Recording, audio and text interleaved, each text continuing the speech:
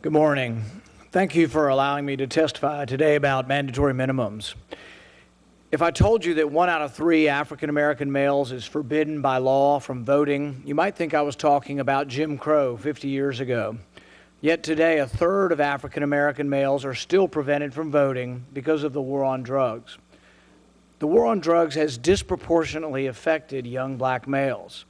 The ACLU reports that blacks are 4 to 5 times more likely to be convicted for drug possession, although surveys indicate that blacks and whites use drugs at about the same similar rate.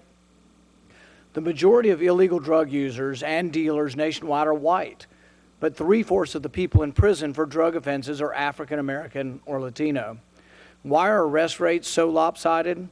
Because it's frankly easier to go into the urban areas and make arrests than it is to go into suburban areas. Arrest statistics matter when applying for federal grants.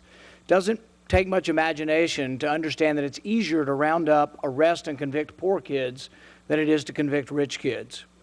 The San Jose Mercury News reviewed 700,000 criminal cases that were matched by crime and criminal history of the defendant. The analysis revealed that similarly situated whites were far more successful than African Americans and Latinos in the plea bargaining process. In fact, at virtually every stage of pretrial negotiation, whites are more successful than non-whites. I know a guy about my age in Kentucky who grew marijuana plants in his apartment closet in college.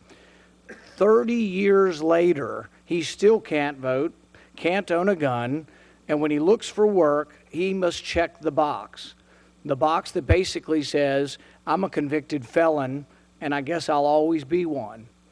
He hasn't been arrested or convicted for 30 years, but he can't vote. He doesn't have his Second Amendment rights, and getting a job is nearly impossible for him.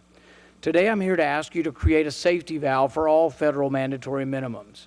Mandatory sentencing automatically imposes a minimum number of years in prison for specific crimes, usually related to drugs. By design, mandatory sentencing laws take discretion away from judges so as to impose often harsh sentences regardless of circumstances. Since mandatory sentencing began, Americans' prison population has exploded, quadrupled, 2.4 million people in jail. America now jails a higher percentage of citizens than any other country in the world at a staggering cost of $80 billion a year.